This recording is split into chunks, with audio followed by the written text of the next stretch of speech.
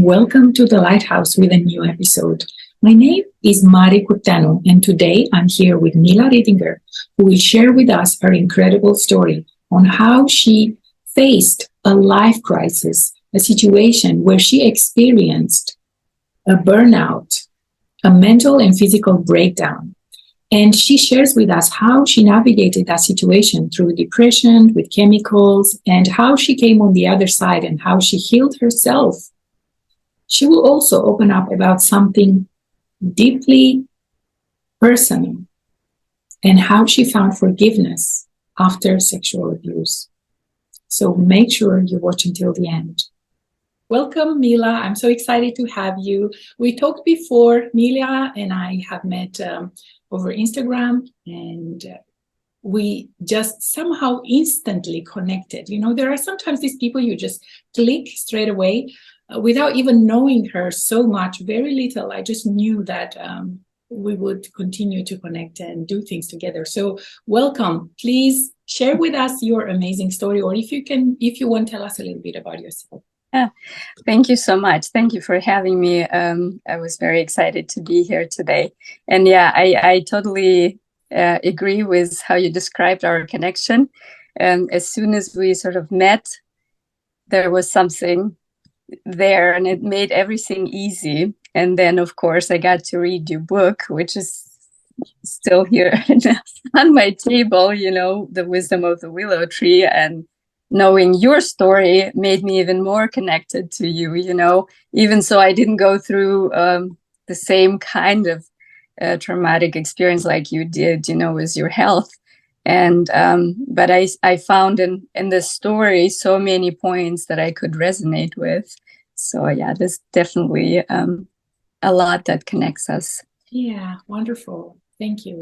A little bit about me. I am an intuitive life coach. That's what I call myself. And I never kind of planned to step into that role. That's one of many roles that I have and play in my life.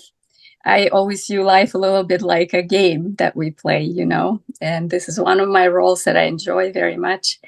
And today I'm going to share with you the story that kind of led me to that role. Yes, that sounds amazing. That's interesting. So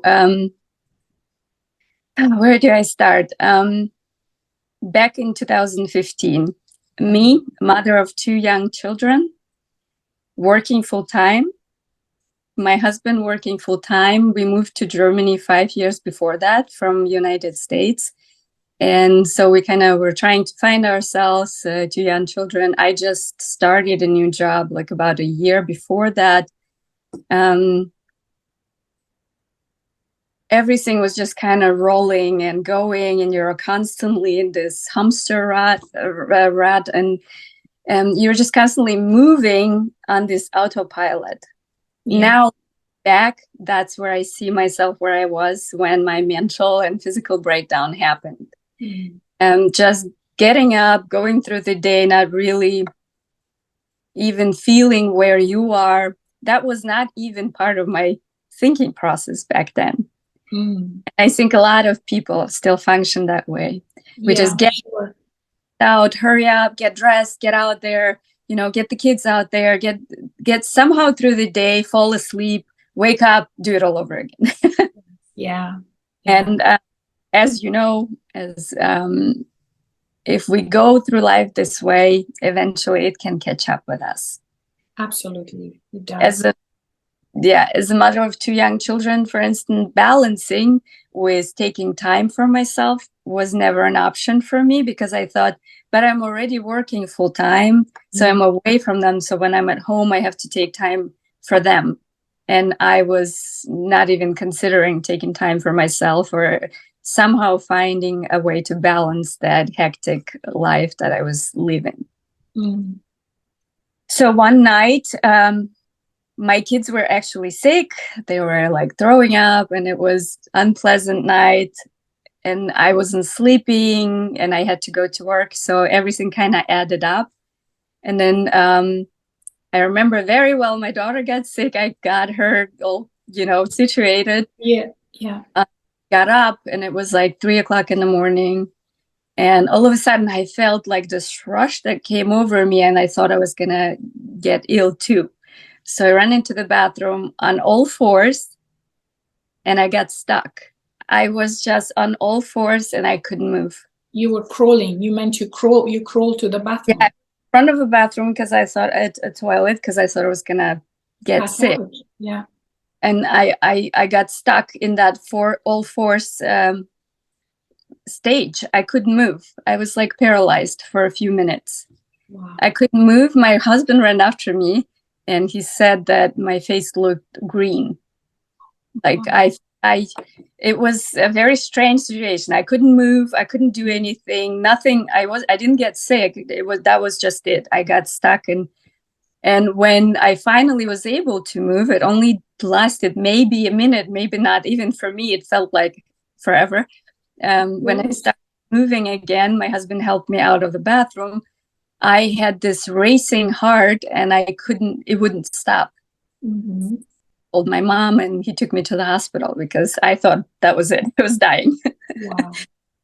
It was just a feeling that I didn't know before. I was unfamiliar with panic attacks up until that day. Mm. And I was checked out in the hospital and everything, all my tests were good. Nothing was wrong with me physically, except for levels of kalium. I think that's what it's called in English. It's one of the minerals that was very high. So because of that, they assumed that what I was experiencing is a severe panic attack with hyperventilation. Mm. Okay, so that's what they diagnosed you with, basically. Yeah. At that moment. Yeah. So they sent me home after being there for one night and basically told me, go to your physician, talk to him, and he will develop a plan of what you need to do. And gave me some kind of medication to calm me down, which is called lorazepam. It's a very strong medication. Yes. And so I did go to my physician and he suggested that I was in the middle of a burnout, which was also a word that I've never heard before until then, and that burnout can show up in different ways for different people. I never thought I was depressed, but then through the process after that, doctors told me that I was depressed. And this is also a point where I am always wondering if I got depressed after I was told that I was depressed, or if I was depressed before that. If it made it even worse, would you mind me asking at this point, before I don't want to interrupt you later on? So when they said they thought you were depressed, how did they come up to that with that diagnosis or opinion? After speaking to the doctor, like about how my day was running, and I think it was just part of their diagnosis. The burn usually linked together with the depression, and I'm not saying that they weren't right. I just never considered myself being depressed until I was told I was depressed. And then I was in the middle of it and I accepted that and kind of became depressed. It's interesting, isn't it? How when the doctor says something, you label yourself with that and you kind of embody it and you're acting like it almost, I'm not saying that it was, or I'm not saying that it wasn't the case. Obviously there was something, but the label tend to make us acting even more towards that direction. But it sounds to me like definitely you were going through this on autopilot. Basically, you were completely disconnected from yourself, right? You were just going absolutely disconnected. And it is, now years past that, I am so grateful that happened to me back then. I truly am. Because if it didn't happen, I would be still on autopilot, not knowing what I'm doing with my life, really. It's wonderful. Yeah. To realize that now. Yeah, it helped me realize that. It made me so much stronger.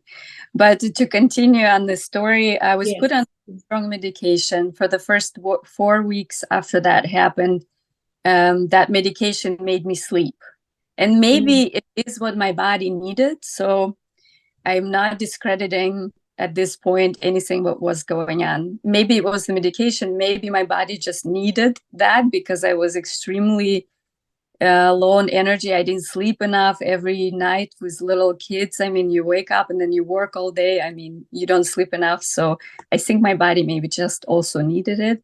Yes. Plus medication, I was just sleeping for 4 weeks. And the scary part about that 4 weeks, I didn't know what was going on around me at all. I didn't know what was going on with my kids. I just immediately after that night, I was put on medication and I was gone. I was not available for anyone. I remember getting up, eating, maybe washing my face and going back down to sleep. That's all I did for about 4 weeks. Wow, that's incredible. And thankfully, my mom was around here. And I think always there's no coincidences in life. When we moved to Germany, we weren't even planning on staying here for so long. We were planning on only coming for a few years and then going back to America. But things started to work out for us here in Germany. So we decided to stay. And I don't know how things would have been for me at that time going through this without having my mom on my side, because she really stepped in and she took care of my kids, of the household. My husband was still working and he's working different hours, sometimes in the morning, sometimes at night. So my mom was really there to take care of everything so that my kids were taken care of. And at that time, I didn't even realize that. I mean, I knew somebody was there and like somebody cooked food and took care. Of course, like I was kind of aware, but it's foggy, maybe in your memories. And when did you start to realize that you were coming back and start to remember this? Well, in between, I had, I think, I don't even remember, once a week or so, I had to go to the doctor and to get checked up. And at some point, he started lowering my dosage on the medication. And eventually, I remembered, it is very foggy, that time for me. I remember I started to go outside, like for little walks with my mom, and I was very like shaky. I was shaking all the time. I think part of the medication too, that like what I was feeling. So it was like I didn't feel myself. I felt like I completely lost hold of my body. Like I had no control over it. It was just doing to me whatever it was doing, that's the feeling I had. Yeah. And after 4 weeks, like I said, I started slowly coming back into it. But I live in Germany, and we have this thing in Germany that if you're sick for more than 6 weeks, then you lose part of your income. And we're very we needed that income. So in the next 2 weeks after that initial 4 weeks of sleeping, I pushed myself to really get back into life. And I still was not nearly feeling myself or anything like that, but I got myself to the point where I started driving again for the first time and like started getting out more.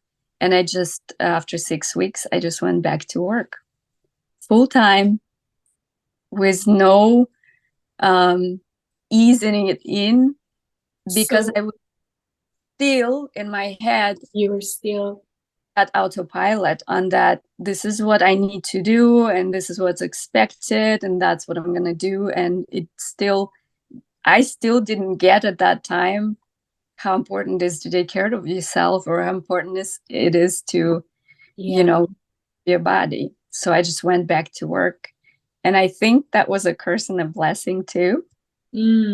Tell me about it. I came back to work, and I was working for a government agency renting student dormitories. So that means I had students coming in every day, sitting in front of me, and I would tell them about our dormitories, or if they had problems, they would come to me. And I came back to work, and I was still shaky like this, like my hands were shaking all the time, and I felt people were looking at me, and I was like, I always had dry mouth, so I constantly had to drink. And I remember that was like such a horrible time for me, because I was more aware of what how was going on. but I was there in front of people, and there were times when I had to jump up and run in the back because I had another panic attack.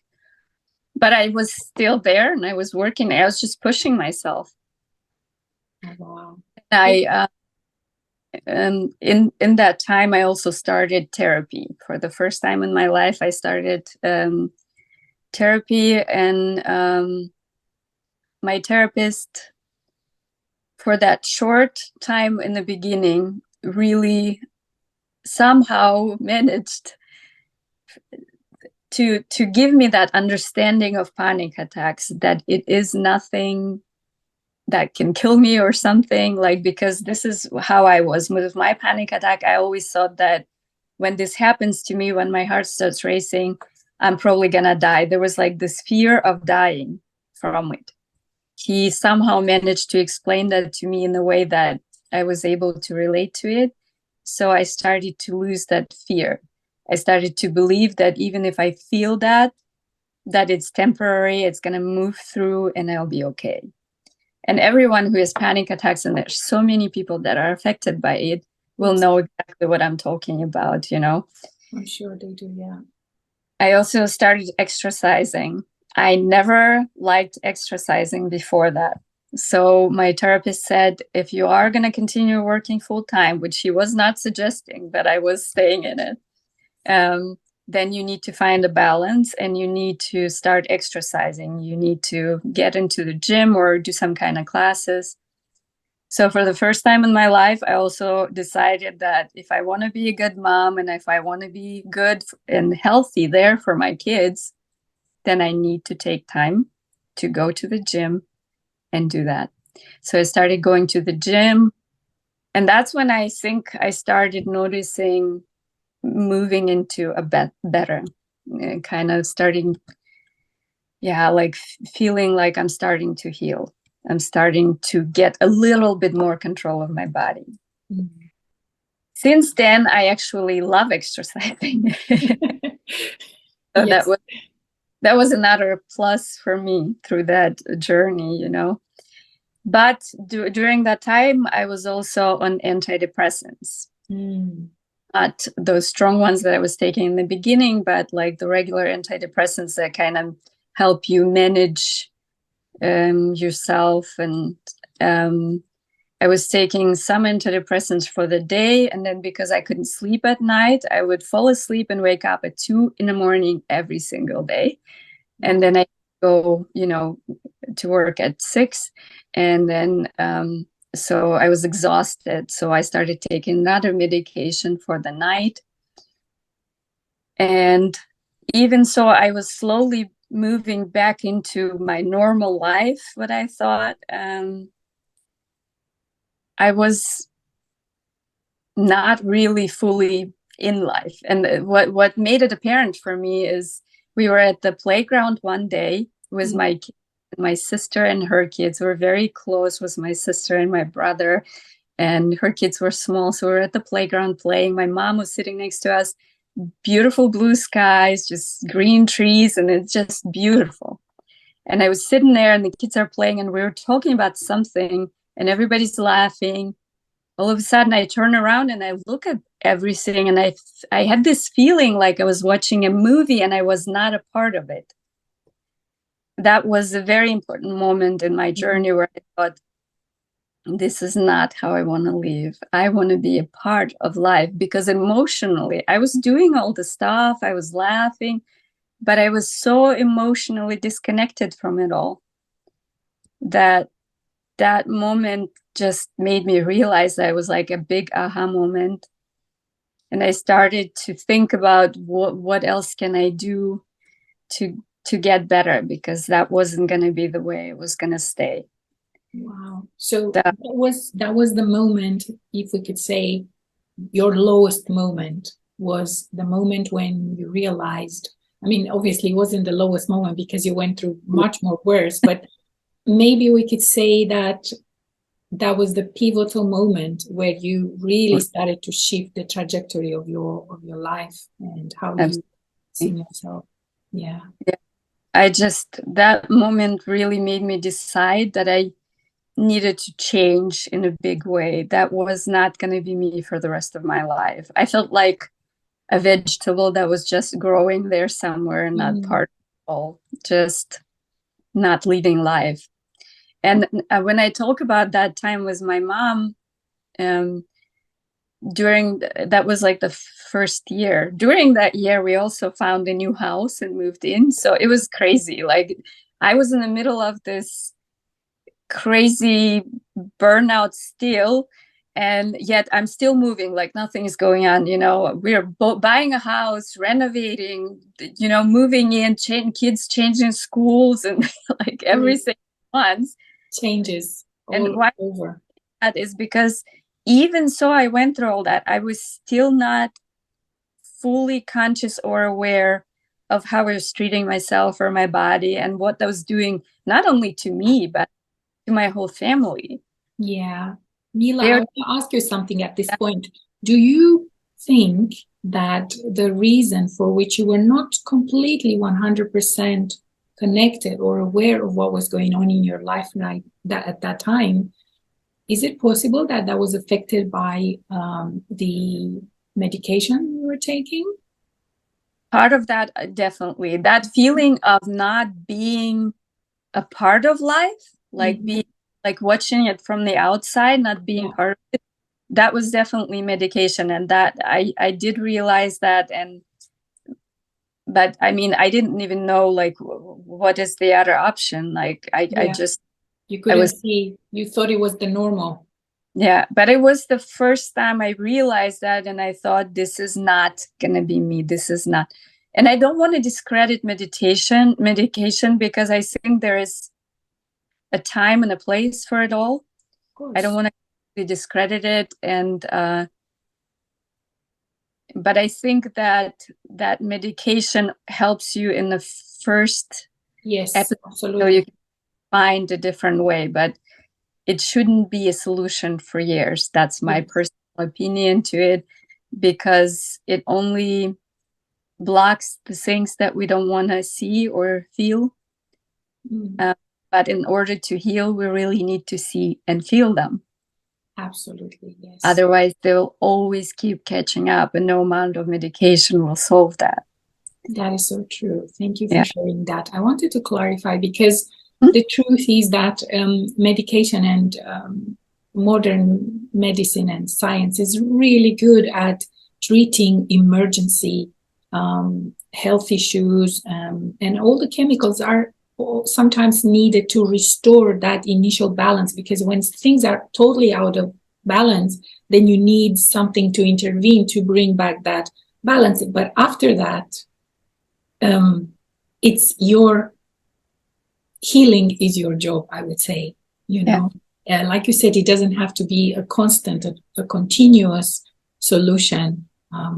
So yeah, I do agree with you. We don't discredit any of that. It's definitely helpful. You should take it, but just to bring you back to balance so that you can find that energy and strength and make a choice to continue to work on your own healing. So yeah, wonderful.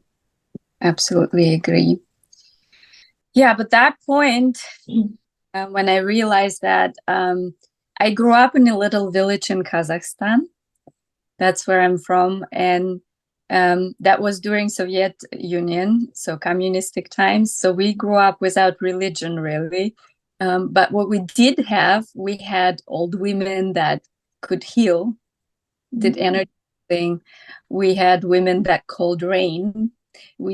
So that was like a normal part of our lives. So when that moment happened, I immediately sort of went back to the roots, and I thought, I need to find an alternative way of healing. And sort of put that out into the universe and just sort of forgot about it, just kind of moving through the day, still thinking about it on occasion, reading, trying to like find, but I was really busy, so I didn't put too much thought or effort into it. And then that same summer, a friend of mine came to visit from the United States, and she told me about a woman that she was working with online, and she was doing this special type of therapy that she practically developed herself a little bit with the help of other therapists. She just sort of developed her own thing. And so I got, of course, I was very interested right away when I heard about it. And I tried one session, and I kind of related to her easily. She's a bit harsh. When you work with her, she just says it how it is, and she kind of pushes you a little. But I felt like this was my chance. This was my chance to try something different. And I was very open. I really was willing. I wanted to be a better mom. I was very short with my kids because I was always tired. I was, and I always felt guilty that I wasn't there enough for them. And all of that was just an added pressure to me, but I couldn't fully be there because the medication just made me feel so not there, not really alive. Like I would had to fake being excited about stuff, or I was just so mellow, like a little bit like dopey. So, yes. Yeah. So I started working with this woman, and she asked me if I was on medication, and I told her, and she said, if you want me to work with you, I can't do it if you're on medication, because we need to get to those deep parts of you. And please do not do this, everyone who is listening. Always talk to your physician. I was not smart and didn't talk to my physician. I quit cold turkey. Okay. Wow. And but I had her. We had therapy every 3 days. So every 3 days, she always said, you need about 3 days for everything to be processed, and then we'll do next session. So every 3 days, she would pick me up, and I could always connect with her if in between I had a problem.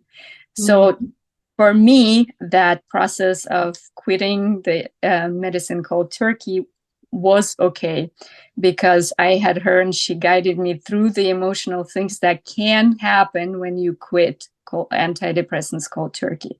If you don't have someone who's really strong that can spiral you into something very dangerous, that's why I'm saying do not ever do that. Talk to the professionals, do that together with them. Luckily for me, I had her, and we went through this, and it worked out well. So I quit my medicine, and she started to do therapy with me. And her process of healing, to make it brief, is basically you start by feeling your physical body, and maybe you have pain in your neck or in your back. And then you just close your eyes and you start looking into that spot without judging it, without doing anything, just looking at it from the inside. And then you would start to see pictures. And at first, I thought those pictures were completely unrelated, just the thoughts that were moving through my mind. But she would always, like, kind of by looking at me, she would see that I'm seeing something, like just feel it through. So she would tell me, what are you seeing right now? What changed? And I would tell her, maybe my pain shifted physically, or I see some sort of picture that creates an emotion. And then she would follow through and say, okay, what is the emotion you're feeling right now seeing this picture? So we would move from physical to the emotion, and eventually all those pictures, it was like a reaction that started then, and then with another picture and another picture and another, and some of them really didn't make sense to me. She explained them to me, some of those pictures are from your past life. And I never experienced anything with working with past lives before, so that was new for me. But I was very open, I was taking it all in. So and then through this process, you basically close an emotional cycle. That emotion that's stuck within you, that created maybe physical pain or whatever pain you're feeling, emotional, is there because you didn't close the cycle. Something started it, and it keeps being triggered. And until you close that cycle, it will keep trigger you until you close that cycle and heal from it. Yeah. And that was the process that we went through with her. And the first 3 months or so of our sessions, I was just crying and crying and crying. And every time we had a session, I would just sometimes be like really hysterical, like just crying. Because, and I think I know other people that have worked with her and they quit after a short time because it is so hard to sit there and feel that emotion. It's intense indeed. Yeah. But something inside of me, and I think it is me being mother, it is me wanting to be there healthy for my children that motivated me to just sit there and feel it. Yes. And I was so in the middle of it that I started to see how physically I started to feel lighter, like physically the weight was shedding off my shoulders. And that's what she was explaining into me. Basically, when we collect those experiences that we don't work through, it's like you have a backpack that gets bigger and bigger and bigger throughout life. Yeah. So at some point, it's so heavy that you're broken underneath it. So we started to shed those emotions and I started to feel lighter. People at work started to notice and saying, you're just shining now. Like, what are you doing? You're just so different now. I started to be more happy, like truly happy from the inside without even trying to be happy. I was just kind of shining and everyone felt it around me. Yeah. And I worked with her for about a year. And one big thing that she did for me is not only this healing, that was huge, of course, but she opened me up to more than what I see in the physical. Even so, I had that as a child around me. I never took it in. I never kind of consciously took it in as something, then you grow up and then you're in this physical world and what you see and what you hear, this is it. Yeah. And nobody ever told me that, well, you can change your perspective if you can't change the situation. And nobody told me that if you change the way you think about it, then, you could feel different about it. That came way later, but she opened me up to something more than what we see in the physical, like how you can work with your physical pain, how you can take it out in your mind, put it in front of you, speak to it, ask it why it's there, listen for the response, and try to work with it that way, or like if you feel pressure in your body, how when you start moving, that's stagnant energy that you just need to move. And by moving your body, you move that energy and it being released. So there were so many aha moments during that year for me. I was just overwhelmed. I was just taking it in and just really being so happy to finally feel something. Being off the medication, really feel the joy, really feel, the love that I have for my kids. And every time there was a rainbow, I was like a brand new person looking at it for the first time in amazement, just thinking, wow, that is so beautiful. Like I had tears in my eyes by looking at the clouds. And sometimes I felt like people around me thought I was a little cuckoo because I'm so excited about life again, Yes. And, that was incredible experience.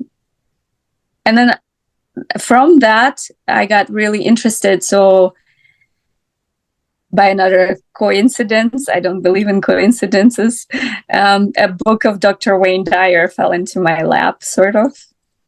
Wish is fulfilled, exactly. Yes. And we were at that time on vacation in Italy, and we drove around through the mountains in the North Italy. And I had this fear of driving through the mountains. So what I would do as we were driving down, I would just put my headset in and listen to that book. And so I listened to this book very quickly. It was a good opportunity. Yeah. And there was something with Dr. Wayne Dyer that I connected to immediately on a level that I've never connected with an author before. It was the feeling that you would have when you're with your dad holding hands, like the feeling that everything just hit home what he was saying.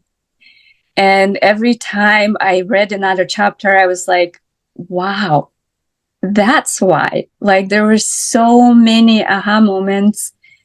He talked about forgiveness and how he finally managed to forgive his father on his grave. And for the first time, I understood that forgiving has nothing to do really with the other person. It has everything to do with you. And I had a traumatic experience when I was 17. I was raped when I was 17. And that experience, of course, I went through healing that part of me during our sessions with my friend Olga. Her name is Olga. And now we're friends and help each other. But that experience, after reading this book, I had to go back and look at what had happened to me and really also go through the forgiveness of that. Wow. And I can imagine. I mean, I'm just like, my heart just went like, oh my God, when you just said that, I was like, oh my God, I can't believe it. And well, it must have been like any victim that happens to. At first you're blaming yourself, you just feel ashamed and dirty and you take all the blame, and then eventually you just barricade yourself from thinking about it at all. It's just something happened, whatever. But that was also, of course, a very emotional experience that kept catching up with me and creating all sorts of emotions in me that I couldn't even begin to understand or deal with. So after reading that book by Dr. Wayne Dyer and understanding the power of forgiveness, I was able to go through that experience and really let it go and say to myself, now it's time for me to send love to that person. And I don't send love to him because I agree with what he did, but I do send love to him because I want to fill my heart with love instead of pain or hurt or hatred. And that is what's going to heal me. Just encompassing that love for everything and everyone. And another thing that helped me send that love to him is understanding that when that person came to this world as a child, he was perfect and he had nothing in him that would have wanted to hurt another person. Life made him this way. This is not an excuse. There's no excuse ever for something like that. But it helped me see that child in him and send him that love. That was my process of forgiving and sending love, is by seeing that inner child, that innocent part of him, and I send love to that part of him. Mm-hmm. So it was easy for me to do that and really let go of it. Wow, that's an incredible story of forgiving, such an incredible, challenging thing to forgive for anyone that has gone through this.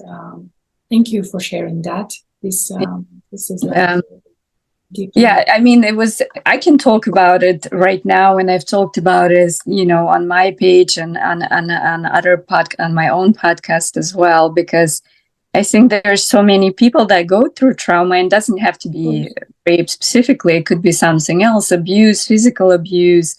We can never change what happens to us in the past, but we can decide today to take the responsibility in our healing and to say, I want to heal. So what can I do to do it? And then to try things. And I don't believe that there's one way for everyone. I think we always have to find our way to healing.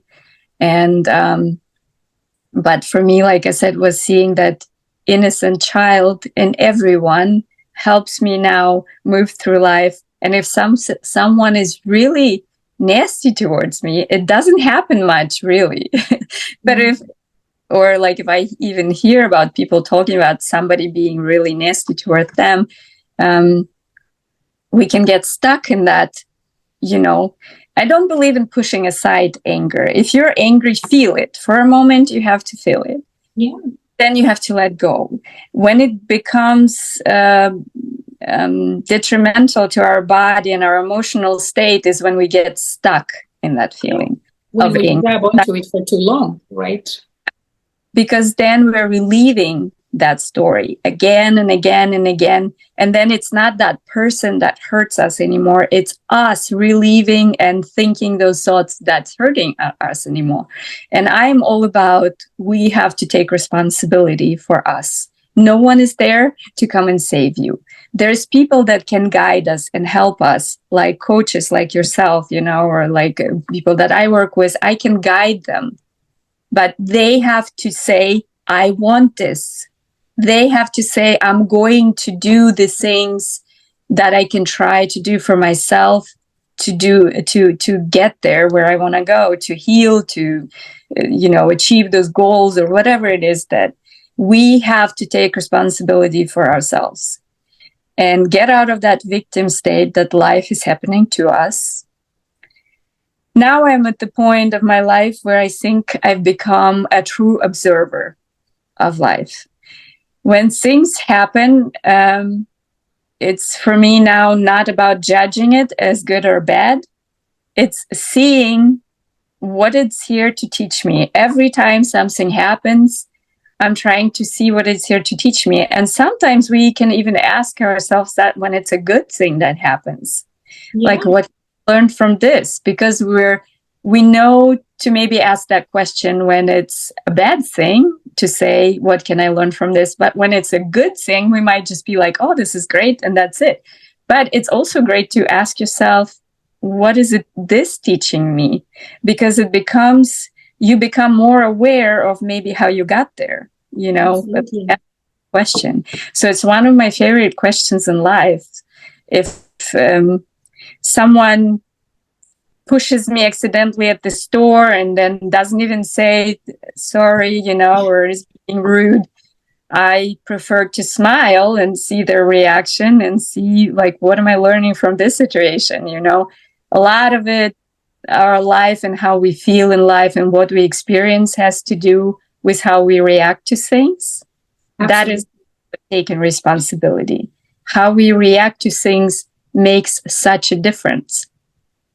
Can I tell you a little story about that? Please do. Please do. So,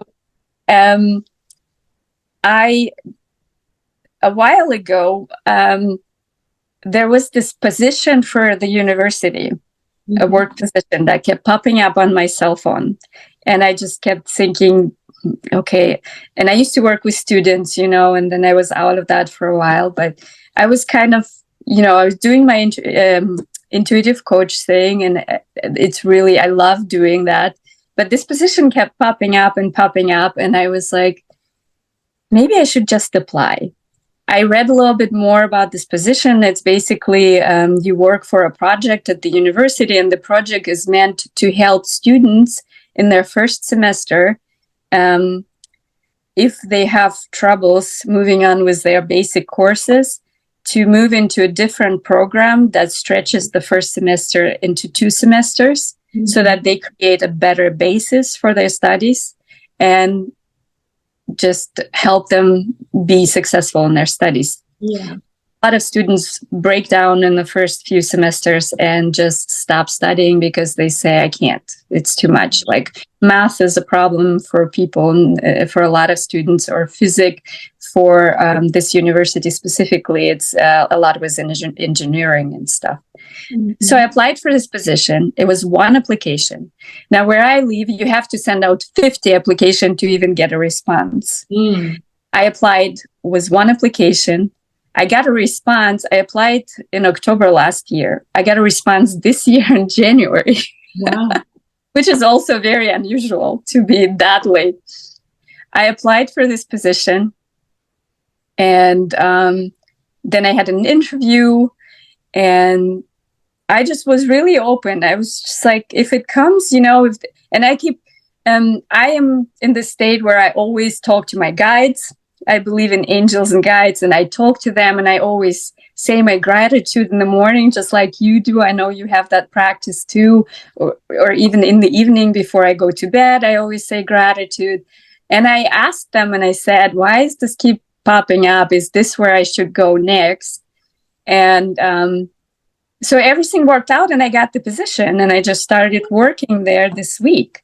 Oh, and wow. Well, I guess congratulations then.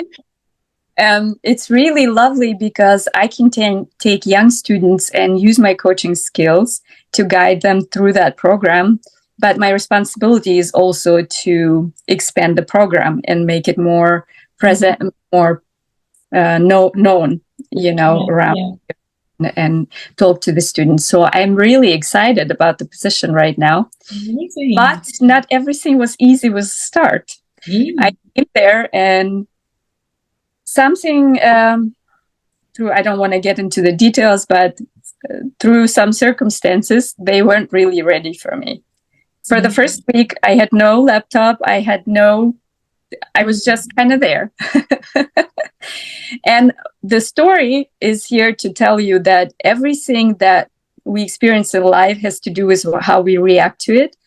Because the first day I got there and they explained to me that, sorry, we are not completely ready yet. There were some things that were ready, but I couldn't really get online or anything.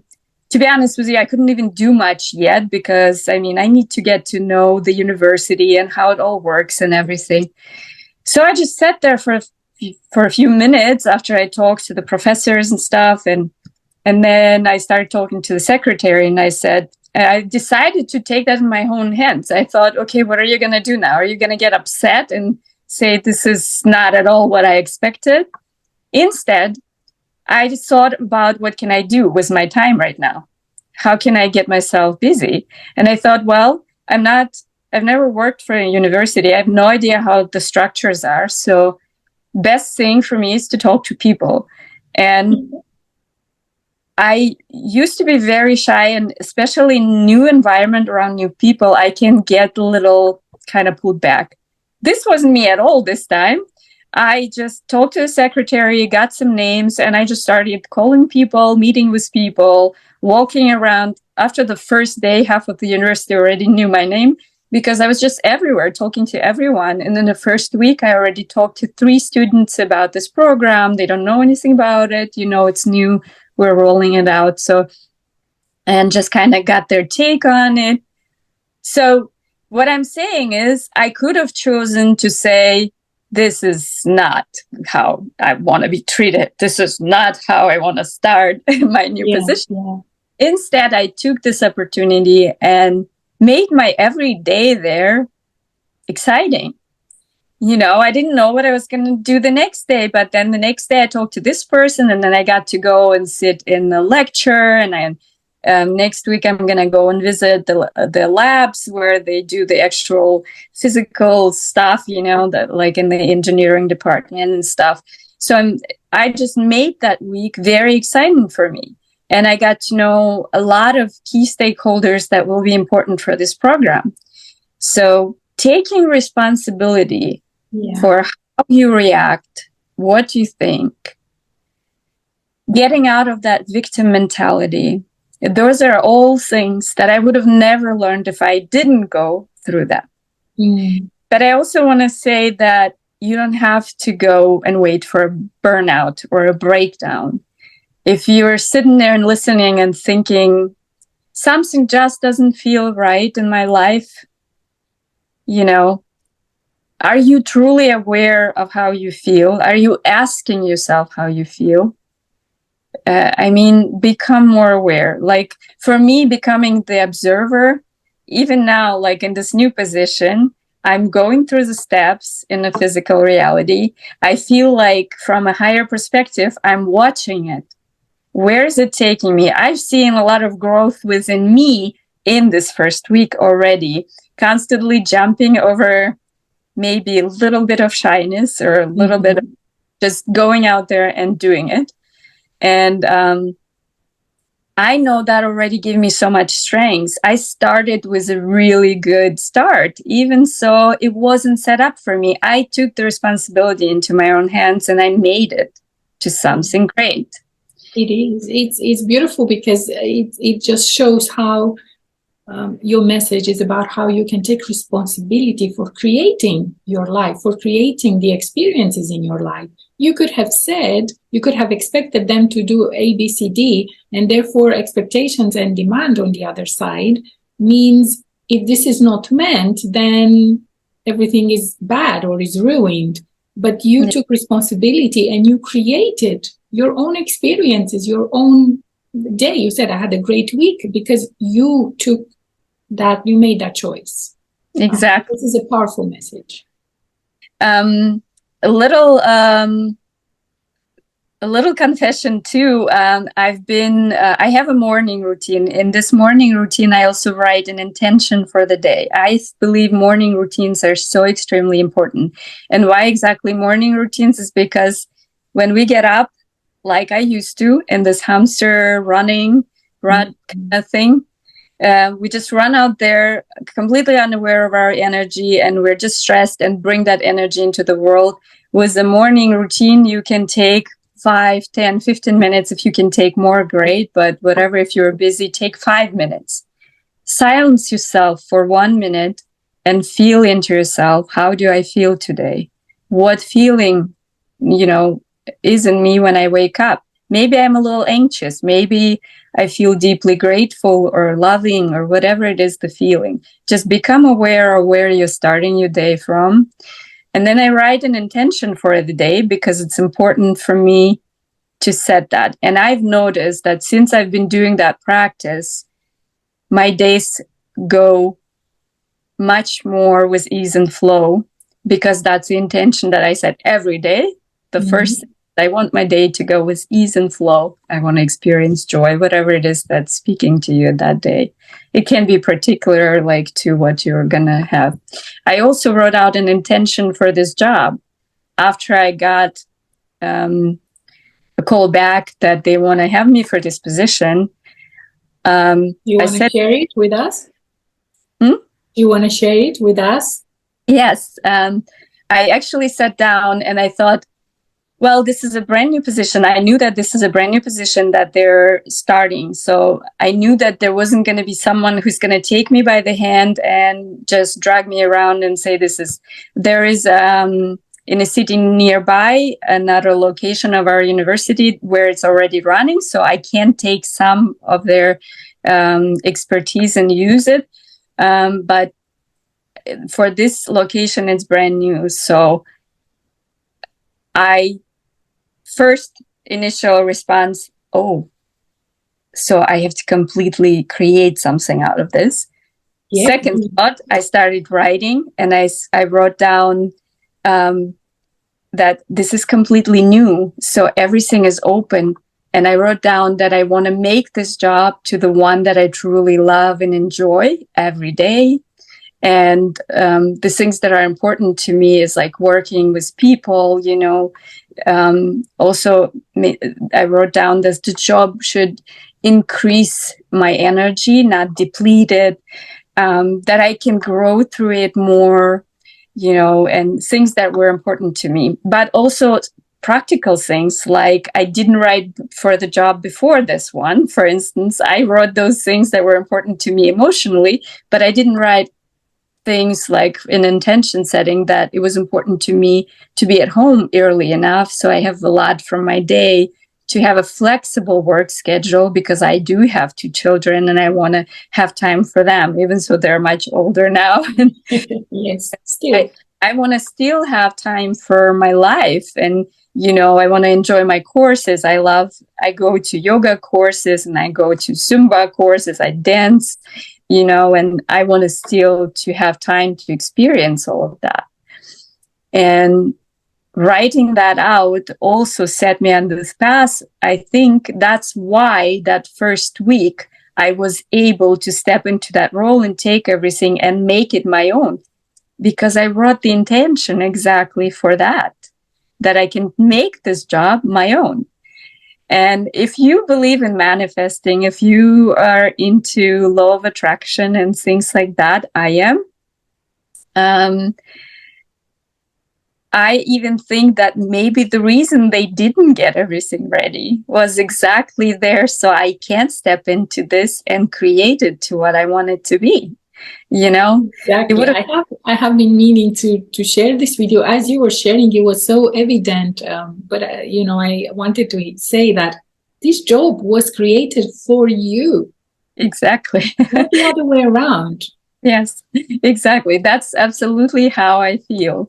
That it was, like I said, usually you have to send 50 resumes to even get a response. And I wasn't even really trying to look for a job. It was a consideration, obviously, but I was completely comfortable where I was at the moment, but I was open to something new, and I was always writing and like, how do I want to feel, what I want to experience next in my life. And so this job was definitely kind of created for me. In my last post on my Instagram account, I even said I'm going to talk about this more, because it is really, cannot be a coincidence. There is a reason why I'm there. And no matter how it works out at the end, I'm only there for a contract for 2 years. Mm-hmm. And I'm absolutely okay with that, because that gives me a chance to see, where we can go. And from there, we'll see. But no, I already now know I'm succeeded already in this, because no matter how it ends up in the end, say the project gets closed, or maybe will grow so big that I will step into a different position. All of this is possible, but no matter where it goes, I know that I'm here for a reason. I'm already growing, and I'm coming home happy. I feel fulfillment. And that is the most important level for me when I'm at the job. If I come home and I feel fulfillment, if I feel happy, if I come home and I can share a beautiful thing about my day, then it's a right job. Then I'm where I need to be.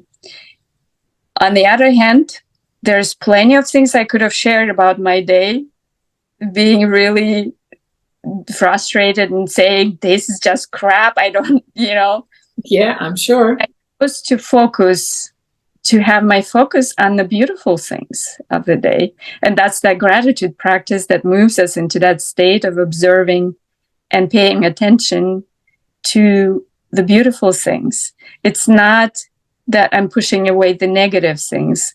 It's that I don't see things as positive or negative. I see things as an opportunity to do something with it. And what I do with it is completely up to me. Yeah, absolutely. It's about being open to these opportunities, being open to limitless options of how this can turn out for you. So that is wonderful, wonderful. I'm really happy that you're enjoying this, and thank you for sharing all of this, because it's important for people to understand that you can create and you can choose how you respond instead of reacting to things around you. And you are an example of that. So thank you for sharing that. I wanted to ask, throughout this, we usually ask the points of like, what was your lowest point? But you already answered that. And then what is your highest point? I guess maybe right at this moment of the journey, that's your highest point, when you're still discovering things about how everything works for you and how you are observing, which is a great space to be. Mm-hmm. But would there be anything else that you would like to share, like as we come close to the end of this and wrapping it up? I'm sure we're going to do more episodes on different things. But what would be one thing that you'd like to share with someone who may be in the position that you were back then, or someone who may be going through similar situations? What would you tell them? Well, I think the most important thing is for them to know that life does not have to be like that. if you're in some sort of stage where it's really hard, and you just don't know how to move through this, life does not have to be like that.